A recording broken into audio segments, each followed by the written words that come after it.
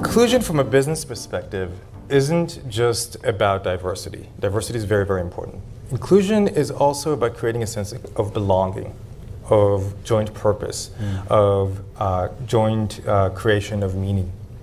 And that we need inclusion. If you're a manager, you need inclusion in order to be able to find out what's really happening at the edge of the network. And if you're presented with a whole host of data, you need people who are different than you surrounding you in order to be able to detect which data is surprising and which data I should then pay attention to. And whether that's all the way down at the customer level, or whether it's on the warehouse level, or whether it's on a strategic leadership level. The idea here is that if everyone has a sense of belonging, they're going to advance the mission of the organization. Boom! What's up, everyone? Welcome to Simulation. I'm your host, Alan Sakyan. Very excited to be talking about radical inclusion and so much more. We have Ori Brafman joining us on the show. Hello. Hey, how are you? Thank you so much for coming on. Thanks for having me. Yes, really appreciate it. Huge shout out to Ryan Bazagian for introducing us. Thanks, Boz. Yeah, thanks, Boz. Much love, much love. Ori's background is so epic. He's a multiple New York Times bestselling author, specializing in organizational culture, leadership, change, accountability, conflict resolution, and non-kinetic warfare, propagating nonviolence and influencing society's highest leaders in military, government, NGOs, and business. He's the founder and president of Starfish Leadership and Fully Charged Institute, teaching fellow at UC Berkeley, doing it at the School of Business, teaching improvisational leadership and ethical artificial intelligence. Also co-founder of vegan.org, which celebrates its 25th anniversary this year in 2019. That is an epic background. I love it. I was like, who is this guy? Yeah, right? That's what he said. Yeah. Oh, Ori, wow. And the links are below. His most recent book, Radical Inclusion, the links below to that. Such a fantastic book, loved reading it. And prior to that, just so many other books. All of the links are below. Ori's Twitter and LinkedIn as well are below. Ori, let's start things off. You know, the video there was so powerful, and I'm really excited to be getting into that messaging more. We live in a very beautiful and complex world, so I'm curious, what is your current take on the state of humanity? On the state of humanity. I would say a couple of interesting things are happening. The first is that it's getting increasingly easier to organize without centralized control. And we're starting to see the power of individuals to express themselves, to organize around a similar cause. And at the same time, I think communication is becoming much more interfered with. And by that I mean, as our communication goes down in size, whether it's a text or a 5-second video, we make more assumptions about the intentionality of the other person, of the messenger. And that in the assumption, I think that we start just communicating in ineffective ways. So I think it's this super interesting dilemma, right? Where on the one hand, it's a lot easier to organize together, and on the other hand, it's also a lot easier to misunderstand one another. Yeah, and that is such an interesting dichotomy. And on one side, it's like, holy cow, we're going to be able to solve so many more of our problems by having this decentralized organizational the pushes towards solving problems. And then on the other hand, it's like, how do we increase the bandwidth of our ability to communicate thoughts to each other? How do we have more nuanced, equanimous discourse amongst each other, where we look at each other in the eyes and we care and we relate and we get towards that global unity? Yeah, and that one 60-minute conversation is very different than 60 one-minute conversations. Yes. And how do we at least acknowledge that, and how do we get back to being able to really understand each other? Yeah. When you were making that first point, I was thinking about how much as we evolved, we ended up centralizing more and more with agriculture. More and more centralization occurred, all the way up to nation states now, and the way that we kind of behave with these borders and you're a citizen of a specific country, and rather than this like global citizen, and a little bit more of like a trust-filled process and things like that. But it really potentially speaks to what and you talk about this a lot in Starfish and the Spider, but the ability to decentralize and what that means to our ability to solve problems in a grassroots style that doesn't require a central authority. Yeah.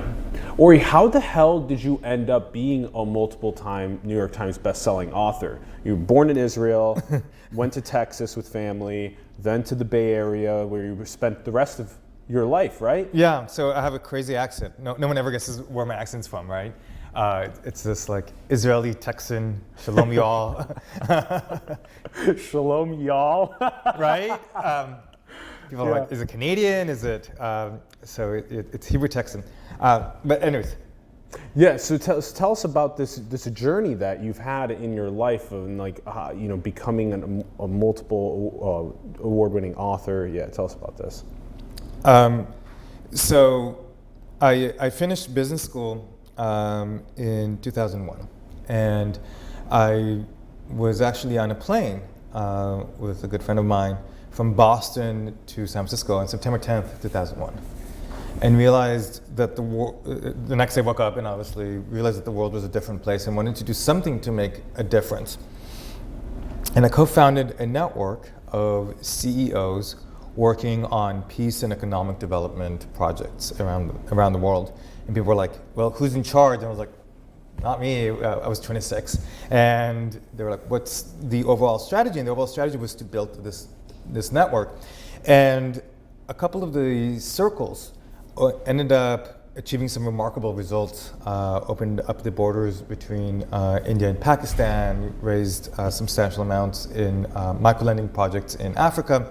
People are like, how did you accomplish this? And I realized that it wasn't me or us, it was the network. It was the power of these very distributed networks working on joint causes and joint missions.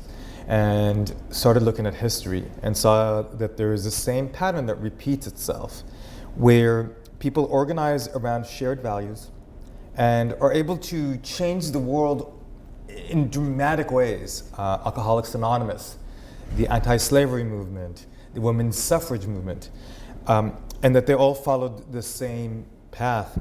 And people are like, you have to write a book, and I'd never written anything professionally before. And these were all hierarchical structures. Yeah, exactly. And one thing led to another. It was funny in 2006 or 2005 when we were talking to our editor, to our publisher, and he's like, "What have you written?" And I was like, "Well, I wrote the talent show for the business school." And they're like, maybe you shouldn't say that next time you talk to a publisher. He looks at me like, yeah.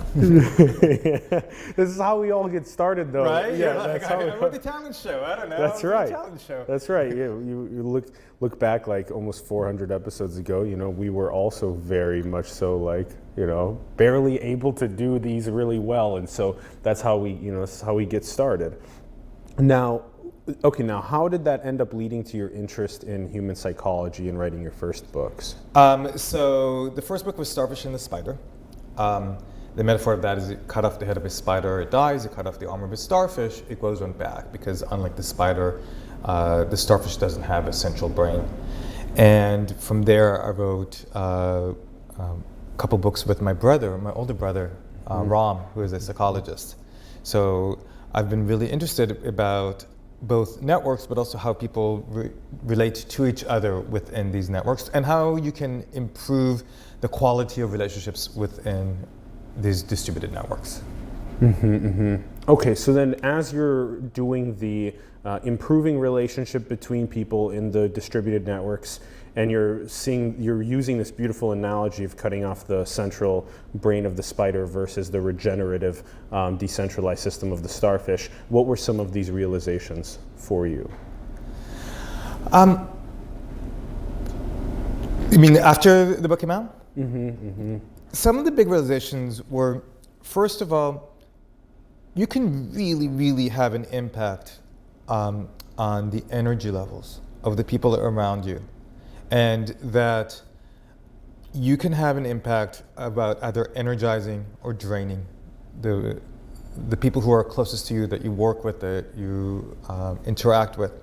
How do you change the energy of the organization? And the second thing that I've noticed over the last years is just how much these starfish networks are changing the rules of society. So you see this in politics, in technology, in blockchain, how really there's an ability for people to self-organize or to organize in a distributed fashion, and that it's actually much more effective than control. So that you think that when you give up control, you lose power, but in fact you actually gain power the more control you give up, which is really weird. Tell that to the banks. Right? Well, and at the same time, how are banks going to react or to blockchain? Yeah, correct. And cryptocurrencies. Right, and what are some of the implications? And are they going to get more disintermediated? Yeah. So, correct. A few years ago, banks were like, well, this blockchain thing, and now there's serious investment in it, and people are realizing that there really can be something there. Yeah, a lot of your work seems to point in the direction of the big difference between a centralized controlling versus this radical inclusion, decentralization, and then the meaning and purpose that arises from that. Yeah, so control is oftentimes going to exclude people and is going to try to cement how people interact with one another, what people are going to focus on. And inclusion is essential for an open society. And that it turns out that you actually need inclusion in order to get better information. Yeah. And I think as more and more as the world becomes complex, you're going to depend on inclusion for accuracy. Yes, and you started hinting at that in the first video. I want to see in the Starfish and Spider. I want you to teach us about these kind of like these crazy. You started hinting at some of the blockchain decentralizations. I want people to know how exactly the United States military credits you for their foundation of being able to tackle Al-Qaeda. So my book was ended up in the U.S. Army, and when you think about it, terror networks function a lot more like starfish than they do like spiders. And the reason for that is really simple. Imagine taking on an opponent as formidable as the United States. You're not going to be able to win a conventional war against our Army or Navy or Air Force. And in order to adapt, you basically are going to be as distributed as you can. So in order to fight these distributed networks, we actually need to be more starfish like ourselves. And what's interesting is the harder that we fight against a starfish, the stronger it becomes. So you look at the transition from Al-Qaeda, and we fought Al-Qaeda, which brought on ISIS, and we take down ISIS, and now there's really a lot of videos out there that are very powerful and obviously concerning. And you think about as a country, how do we take on the Nazi Party, right? And so in the 1940s, well, we went to World War II. How do we take on Nazis today? Where are they? Isn't it interesting and very concerning that it's become this decentralized, that really you're starting to fight a war where you're no longer fighting a war for territory. You're fighting a war for time, for mind share. And how do you fight that war? It follows a very different set of rules.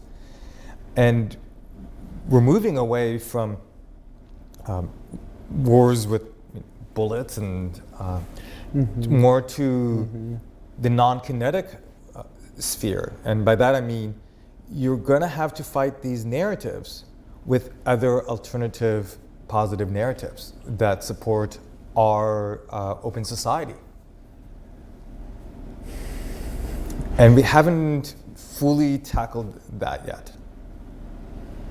Yeah, this major difference between there's a couple things here. One of the things is the way that a terror network can then act in a decentralized way, and that the very interesting aspect of being able to how do you then combat it yourself as a starfish? Yeah.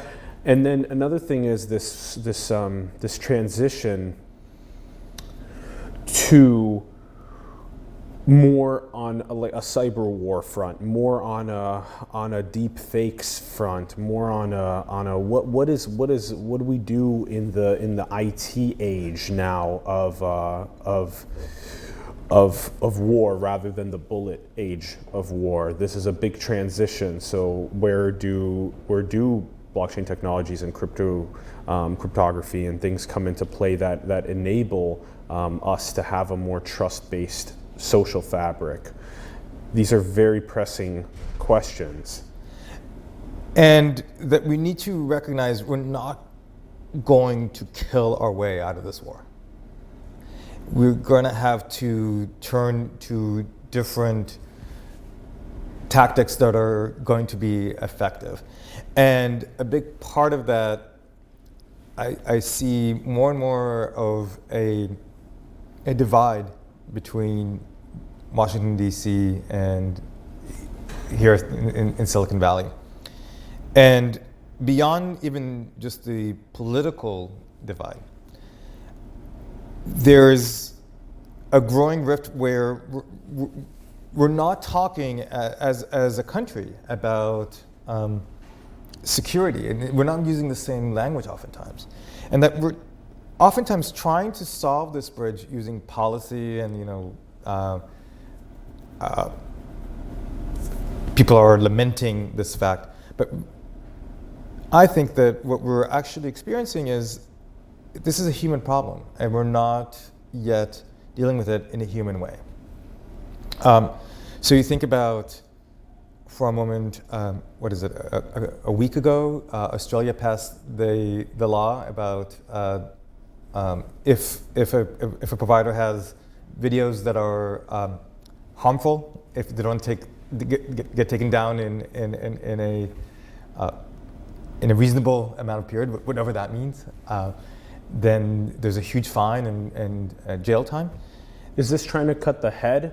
These are all trying to cut the head. Right. Yeah. As opposed to saying, these platforms where a lot of these networks thrive on really need to take more seriously about how do we change the tenor of the conversation? How do we change the how do we avoid violence? How do we make these non-violent interactions? And that we need to start taking it seriously as opposed to shouting at each other, which I think is all too easy these days.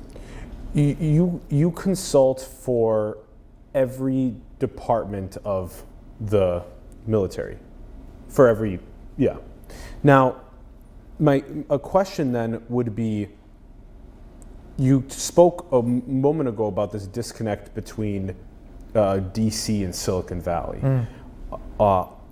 Also this kind of disconnect globally between the cutting off the head of the spider versus the decentralized starfish. So I'm curious to hear your thoughts on this. Does it feel like what is the role that Palantir and their data fusion technology plays in government providing safety, security for the country? What role does Twitter and YouTube being able to chop the head off the different content creators that are saying things that disagrees with their community guidelines, versus how do we tackle that in a decentralized method? So a way of tackling this in a more distributed fashion is first recognizing a couple of things. One is we can keep on chopping the heads off, and they'll just become more and more distributed, and they'll go darker and darker onto the web. And instead, what if we focus on amplifying voices of tolerance, Yeah. of open society? Yes. And it really is it's a search engine issue, right? Or what are the top 10? So we know politically that you gain power by having the most compelling narrative. Yeah, correct. Right? The best story, most Right, compelling yeah. narrative, yeah. And your top 10, whatever you're going to search on your top 10 results are going to be viewed and much dramatically. So how do you help amplify these voices that do exist, that are talking about tolerance, or talking about inclusion, or talking about different ways of interacting? So rather than thinking about going around, and it's even a violent metaphor, right? Chopping off heads. How do we amplify what already exists, but in an effective way?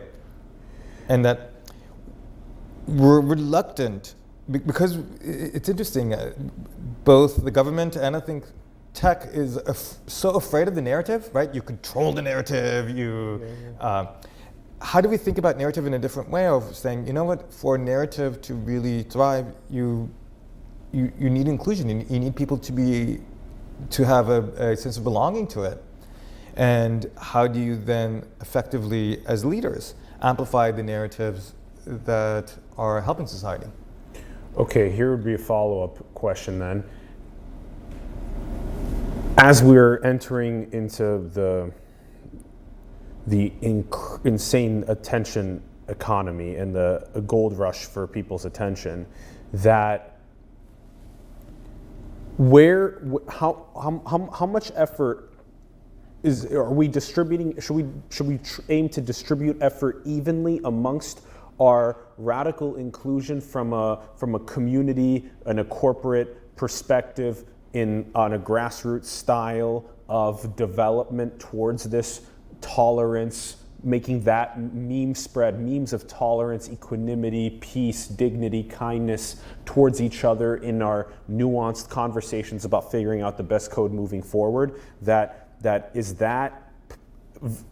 grassroots side, and then the other side is this kind of governant code. Like how much do we focus on that, on the code of governance as well? So there's a couple of big issues. One is how do we interact with one another? And oftentimes the content is going to be dependent on the media. So the reason that we grew up on 4-minute songs, because that's the length of a 45, right? And the reason that songs are 2 minutes today is because that's the length of an Instagram video. So that by allowing people by not splicing the conversation into a million pieces, that's really step number one, and an essential step. How do we effectively talk to each other? The second one is, specifically to your point, how do we think about the best ideas are going to come from the edge of the network? And as a leader, your role is transforming from governance and control and to amplifying the ideas that are the most resonant and have the most power. And the thing is that you don't know where the best ideas are going to come from. You just don't know. You need to have a very wide network of a lot of nodes being able to have a sense of participation. And then the leader can then shine a light on those nodes that have the most compelling and beneficial. And then what would be a strong mechanism for a leader shining the light on the best, most tolerant, most nuanced, most progressing conversations? What would be a mechanism? Are we talking about? It's that's a good question. You just have to repeat it. You just have to amplify it. Would this be like a fundamental code of a Twitter or a YouTube of propagating those? Yeah, it's just propagating it, and I've started thinking about videos as living organisms. Yes. And all living organisms, or at least all living organisms that we know, abide by two rules to survive. They need to eat, and they need to reproduce. The way that a video eats is views, right? The way that reproduces through shares? Through shares and derivative content. So that when if someone video. takes when we started this video with content from before, and now we're expanding upon it, which then helped the original video reproduce. So we're doing that as we speak. So it's reproduction when there's even a 3-minute chunk of this video being shared. Right, it's reproduction, and we need to think of videos literally as organisms. As organisms, and they abide by those simple. They're very simple economic rules. Yeah, and channels or content creators as organisms as well that are launching. They're feeding the organism. They're feeding. We are feeding the video. So right now, if this is at all a compelling video, then we're feeding the videos, and eventually, the host companies monetize by having more views, right?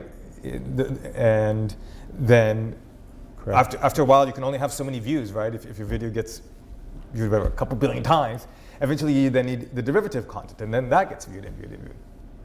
How in a Pareto distribution where it seems as though now with there's such amount of difficulty, maybe even like 2 or 3 years of building up a Twitter account or a YouTube channel or whatever it may be before getting even that bit of traction that versus the meme share, let's say the mimetic share of larger already existing platforms. How do we get the ideas of tolerance that may only have hundreds of views into the millions or billions of views? We need to start by taking it seriously, and we need to recognize that if we're fighting, so we've moved away from a battle of ideas to a battle of narratives. Ideas are either right or wrong. So I can debate you about whether, well, there's not much debate, but climate change. You can debate that, and the scientific community has come to a conclusion. Yes. Do you find yourself more on open borders or closed borders? Exactly. Sure. Narratives are about, is it interesting or is it boring? Yeah, this is a cool point. Okay. Teach us more. So, and that would be the only, so a meme or a video or information gets shared if it's interesting and compelling. And how do you take something that you might be very right on? Yes, we should have a more tolerant, open society. But how do we make that conversation into, make it compelling? It's compelling enough to get shared. To get shared. Yeah. So when I was in college, I was involved with my freshman year with the animal rights group at UC Berkeley, and I joined. There were like 8 members, and they were like holding protest signs, and wasn't very effective. And my second semester, my freshman year, they were like, "Hey, do you want to be president of this organization?" I was like, "Okay." And my first act was to kill the name of the organization. It was Berkeley Students for Animal Liberation. And I had all these people from the animal rights community call me and said, like, why are you killing? And I was like, because this is not ever going to work. And instead, I co-founded vegan.org and Vegan Action. And we said, you know what? Rather than fighting about whether going vegan is right or wrong, I bet you I can make it fun and interesting. So the first project was getting the UC Berkeley dorms to offer vegan meals. Yes. And after that, we decided, hey, you know, this vegan meals, let's share it more broadly. And we had a campaign called Make Vegan. Yep. Billions and billions saved. There we go. So for some reason, McDonald's saw the logo and wasn't that amused, and they threatened to sue us. And at the time, I was 19, and we're like, sure, go ahead. Bring it on. I had a bike, and we said, you know, McDonald's and fast food restaurants have used playgrounds and clowns to sell junk food to kids. We can also use the same imagery to teach people about eating well and eating a diet that's been good for the planet. And McDonald's withdrew their lawsuit. Yep.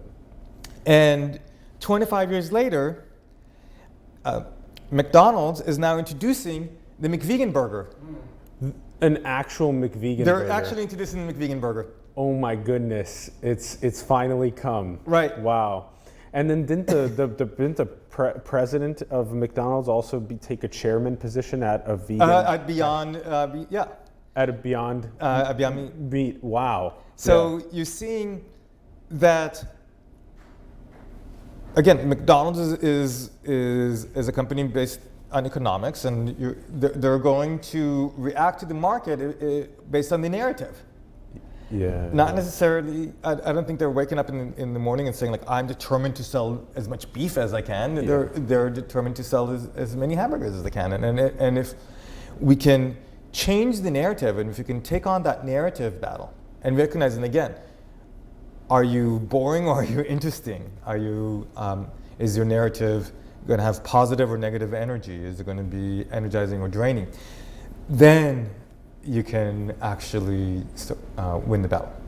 This is a very good story for how to spread memes. That's why you bring this up at this time, because you spread memes in a way that is pushing us towards a more sustainable cycle of food consumption and planetary trajectory. And so this is maybe one of the answers to what we were discussing a little bit ago, which is this is how to spread a meme of tolerance, compassion, of positive civilizational trajectory, and you did it in a grassroots way.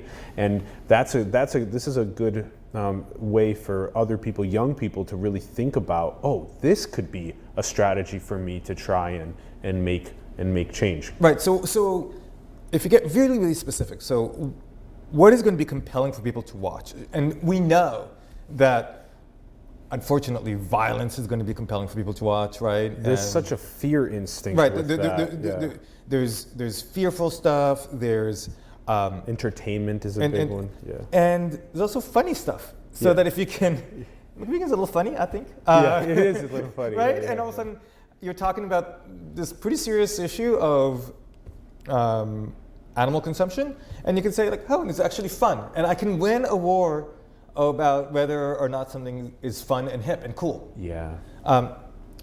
Because all the cool kids are doing it. And interesting. I think that it's tempting and sometimes dangerous, right? To the easy way of getting something shared is to be as provocative and kind of entrench as much fear as possible. And there's another even more effective way of, I think eventually nonviolence does win. Yeah. Right? Yeah. I love life-affirming decisions.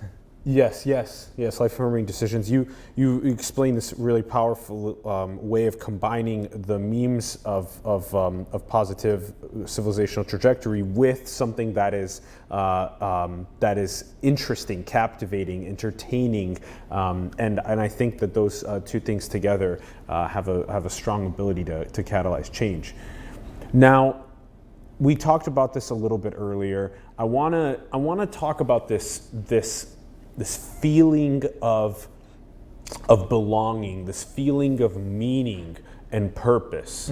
And I love how you explain it on an edge. We talk a lot about the edge of knowledge on this show and how we sit down with different leaders at different edges of knowledge, different vertices, and we aim to disseminate that to the public in ways that are fun and relatable, entertaining, exciting, inspirational. And so when you speak at Amazon's headquarters, you're going and speaking, and what you write about in the book, you make it very clear that people with a greater sense of being included, of participation in what is happening with the organization that they're a part of, will feel greater amounts of meaning, purpose, actualization, and there will be better communication from that edge to the organization's objectives and goals. So I'm going to tell you a story about in hospitals. One of the killers that hospitals face aren't just trauma and diseases. There are antibiotic-resistant staph infection. And best way of picking up MRSA is by going to the hospital. Because if someone has it, then it easily gets transmitted. And there's a really straightforward way of combating MRSA. You wash your hands.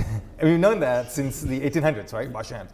So hospitals across the country have done different campaigns where they put up signs above sinks and said, wash your hands.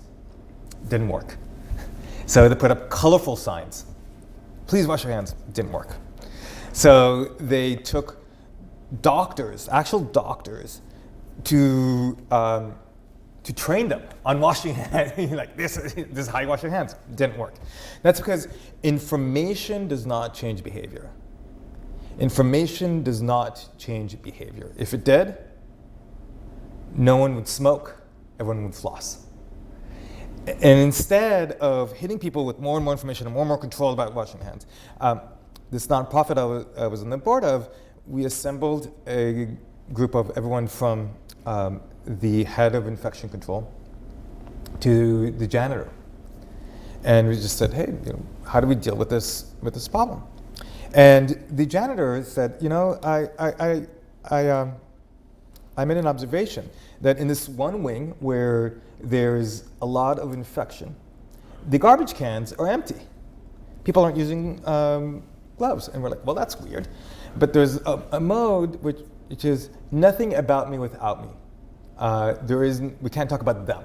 So the group gets up and goes to the wing and said, hey, have you guys heard you should really be wearing gloves? Why aren't you wearing gloves? And said, well, the nurses in this specific wing have very small hands. And this hospital's so cheap, they don't get enough extra small gloves. I said, well, what if we give you more gloves? Then he said, well, of course we'd wear them, we'd use them.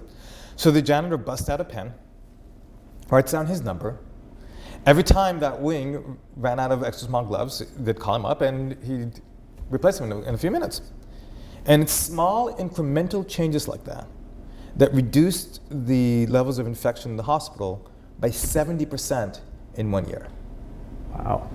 Now, it's not to say that every wing in the hospital needed extra small gloves. Nor is it to say that the janitor should be made the head of infection control. Yeah. But it's depending on the context of the situation. Think about people who show up at work, and I doubt that people want to show up, most people want to show up at work and want to make difficulties or make someone's day horrible. Like, I think most people show up, like, why don't you contribute? How do you harness that energy? And how do you create a sense of belonging where people can have a voice, but then can see how their voice actually is making a difference? How do you create that level of participation? Yeah, and who would have thought that the solution would be as simple as having the nursing staff communicate to the custodians? Right, and it's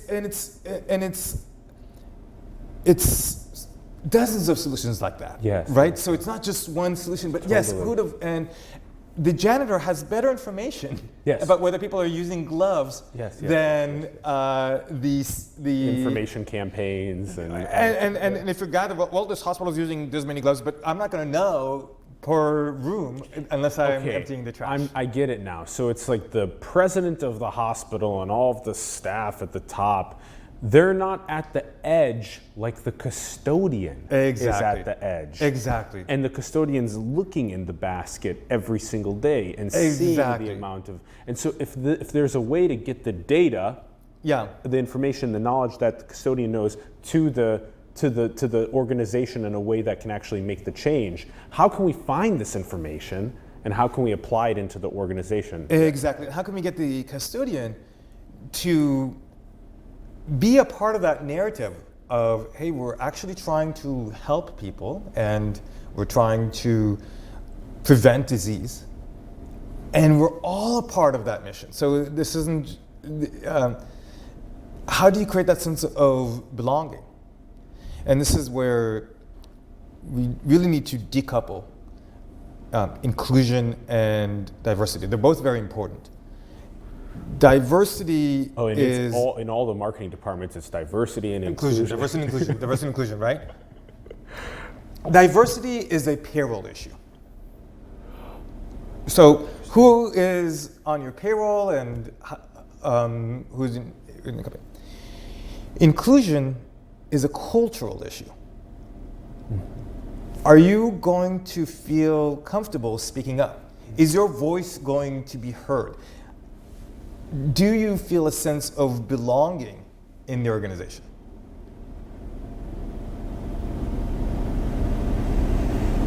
Yeah, this decoupling is very interesting. I see it now. I see the decoupling as something that's become so important to identify. And when you do give people a feeling of belonging where their voice makes impact, then they feel more comfortable speaking up. The data from the edges gets distributed to the right locations more effectively, and more positive change gets catalyzed. Right, and now let's try to synthesize some of this with the conversation about networks. So whether I'm trying to fight terror networks or have good ideas for how society can, people can have better interactions with one another. Those ideas, I don't claim to have those ideas. Those are the right ideas. Those ideas are distributed across the world.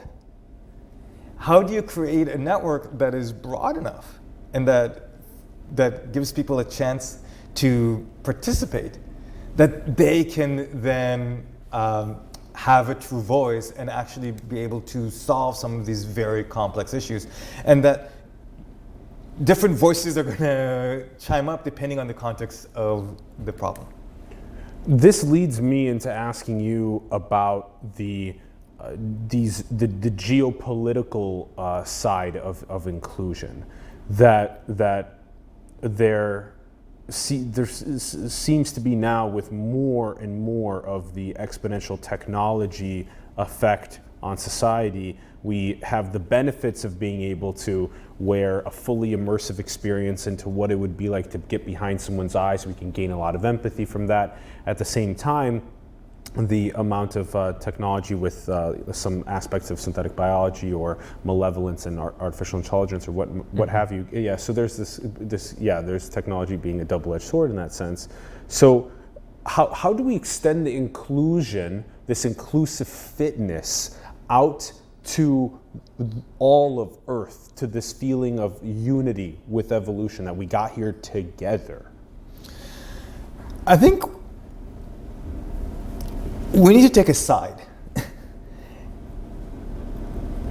You can't both be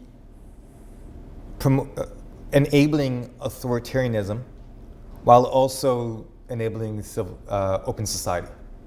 And the two will eventually clash. Interesting, like China. So can a company have different rules if they're operating in a more authoritative country or should they be more values-based about saying, you know what, regardless of the government, we need to abide by open society and by non-authoritarianism. And that trying to have it both ways, the challenge is that technology can and has been used as a very authoritarian tool. Yeah. And that unless we're very conscious and unless we take the values-based approach of openness, of equality, then I think we can open some very dark doors.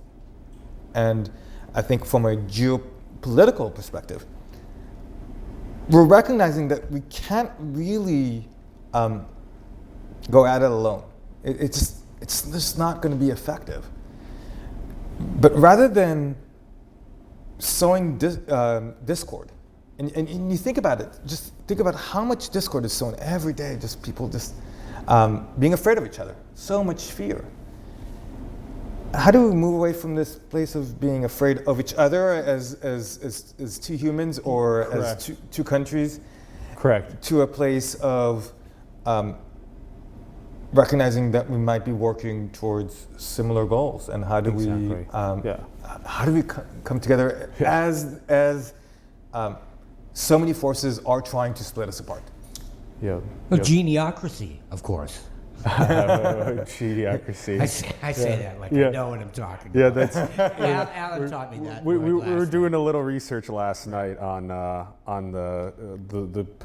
potential forms of governance based on problem solving, creative intelligence, love and compassion, and I thought that could be a potential just interesting thought experiment to run and see what that would be like. Idiocracy, yeah. Yeah. Well, I think that blockchain, and I think we're just figuring out the real implications of blockchain, that blockchain might have what I call micro-ubiquity. So that if I decide to have almost an island here in San Francisco, where I can essentially have a community of people where all transactions are going to be on blockchain. And if the community isn't entirely open to anyone, but is only essentially open to people that I trust in the real world, am I going to be able to live in an island? And as the state of politics and the national dialogue becomes more and more shrill, will people start living in these little digital islands? Yeah. And what does that look like? Correct. Right? And are you going to disintermediate government? It was really interesting hearing you say that a radical inclusion can't live simultaneously with an authoritarian state. Yeah. Those two things just don't. They'll eventually clash. Yeah. Do people really feel meaning, purpose, participation in an authoritarian state? And authoritarian states end up in, the outcome is always the same. Eventually people rise up and demand to have freedom and to have a voice. We've seen the pattern repeats itself over and over and over again. Or it feels like another part of what this conversation slowly kind of edging towards as well is that part of what happened with this extremely quick exponential technology age in the last couple decades is that we've seen a heavy amount of wealth concentration occur in just handfuls of people. and that this has created a massive destabilization in civilization. And so potentially what some of the decentralization technologies and radical inclusion mentalities do is that you take this viral video now of these, billionaires, multimillionaires dumping $50,000 on their head, and this is kind of the mentality now, is that, they're like, we didn't need this tax cut. We need this 50K to go to other people, artists and entrepreneurs, young people that want to build, that don't have the financial stability. They're still trying to stay afloat. So I think in this country and also around the world, but let's talk about specifically in this country, as the divide becomes bigger and bigger and bigger, we need to remind ourselves, why is it that people, even with different economic classes, why aren't people rebelling? And I think that the reason for that is that people think that they too can succeed. And if they play by the rules, and if they work hard. And it's interesting, you look at a bunch of, I'm painting with a very broad brush, but a bunch of folks who are staunchly against the estate tax, but it doesn't actually apply to them, but they're convinced, well, if I were a millionaire, then I don't want the estate tax. When you take that away, the idea that if you work hard enough and that you play by the rules, when you start having the system that's gained, that's, I think, when you're going to start having massive, massive social unrest. And I think we're tittering on that. Mm-hmm. We're seeing that with the, I've been following the admissions scandal. And you're seeing, like, this is not fair. It's just, why is it that you can just write a check and have your kid go to school and take in someone else's spot? And that the moment that decays is the moment I think that people get really, really, really upset in ways that we haven't seen, when they feel that the system is rigged. When the corruption becomes that transparent. Yeah. Yeah. Yeah, because the hard working that you were describing, that people feel like, oh, I can work hard and I can achieve good for myself, my family, my community, etc. But then they work hard and they see corruption actually won and they lost. Right. Yeah. And I think for a long time in the United States, we had that really going for ourselves, right? You can sit, like, and like there's real obviously meritocracy. Right, and there's obviously been issues of sexism and racism, and let's be clear, the game has never, the decks have never been stacked evenly. But there's been enough of a sense of that you can actually achieve by playing with the rules, and once you take that away, which then leads again back to the inclusion, that people feel that they need a voice and they need to belong to a game that's a fair game. I'm fairly certain now that after talking to you more, it feels like maybe even 90+% of me feels like we're going towards a very decentralized, distributed hierarchy in many ways of a civil society, where we don't no longer depend on such a massive ego. We stay a little more humble. We understand that the creative potential of artificial intelligence is greater than that of humanity in some ways, and that kind of potentially might be this next progressional shift. Yes, what's really interesting is that we've arguably come to an age where relatively everyone has a voice, right? And it's very easy to broadcast. And now we need to ask ourselves the question of, okay, how do we broadcast it? What kind of messages do we actually want to broadcast? And how do we effectively amplify more meaning and signal, truth, meaning. Yeah. Yeah, how do we amplify? It's such a crucial question. Yeah, I hope there's both parties partake. I hope that more on the top down, on the tech corporate side of things, and the geopolitical government side of things aim to bubble up meaning, truth, and signal. Meanwhile, the grassroots aims to really propagate those memes as well. Right, and we need to be very clear that there is a war going on of people either sowing fear and discord, and we're becoming more stressed out and more fearful of each other, and we need to recognize that that is an actual ongoing tactics, and that the only way to overcome that is by not being afraid and by seeking harmony where we can, by seeking nonviolence where we can. That is the only counter to the only possibility is, right, there is no way to peace. Peace is the way. Peace is the way, yeah. Seeking harmony and nonviolence. Ori, what does it mean to be fully charged?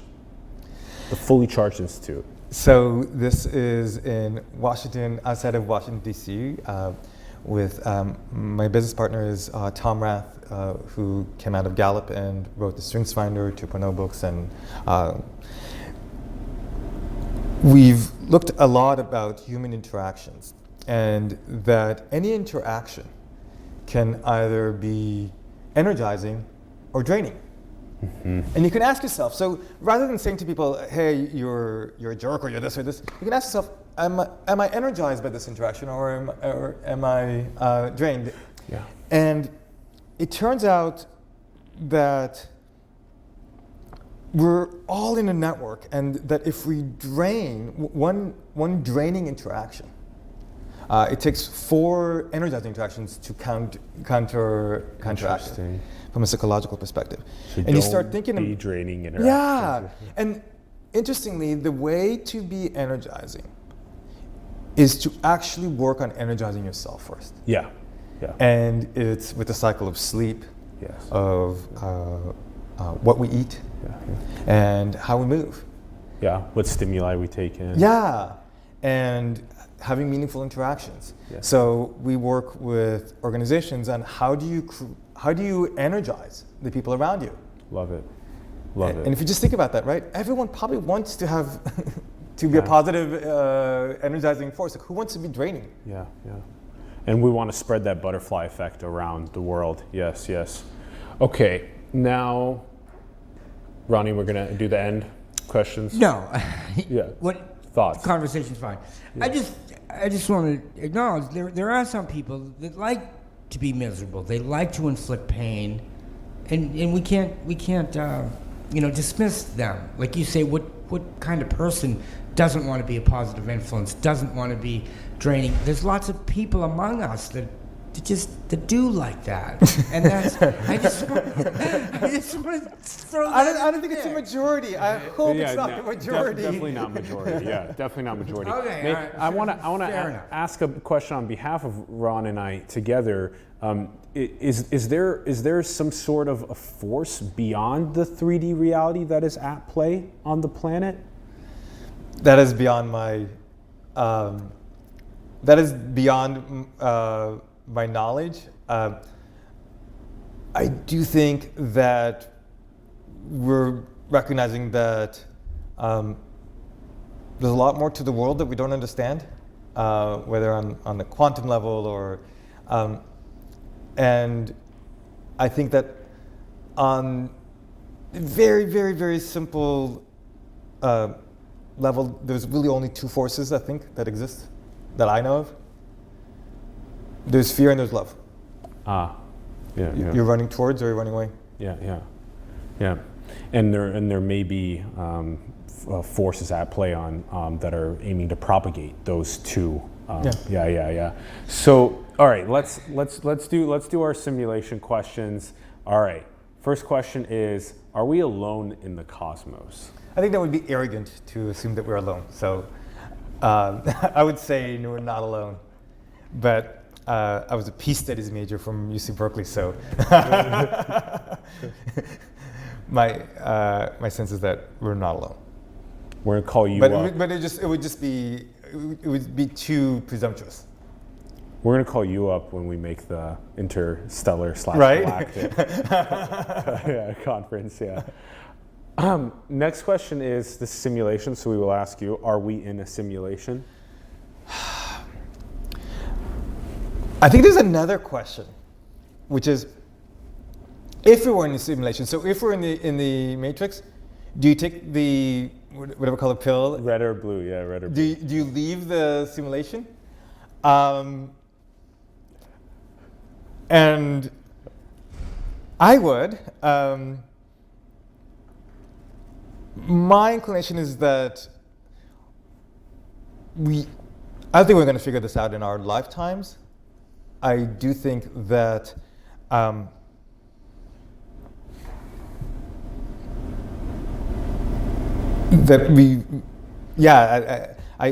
don't think, I don't know. Is that an okay answer? Yeah, always. But would you stay in it, if this were a simulation, would you stay in it or would you leave? So the Matrix, would you leave or would you stay? I think you made a really interesting point, which is that we can poke with the scientific probe at the simulation to see and understand ourselves potentially in it, and then can you leave? How can you leave? Can you make another one? Keep embedding these within each other? All these questions. Yeah. And that the world is interesting enough where we have a couple of myths about whatever you say about the world. We have this myth of centralization of command and control. We also have this myth of scarcity. Yeah.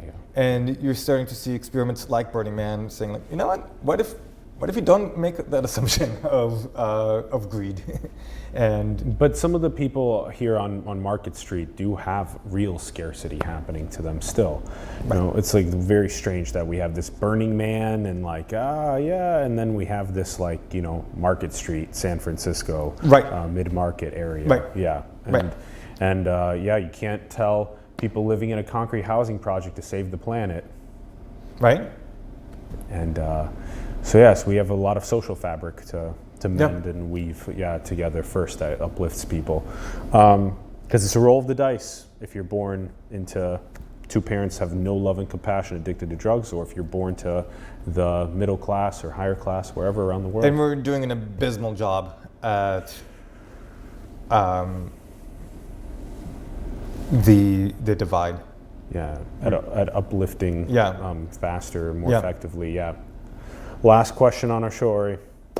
What is the most beautiful thing in the world?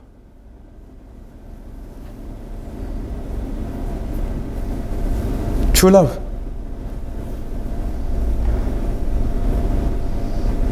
Tell us more.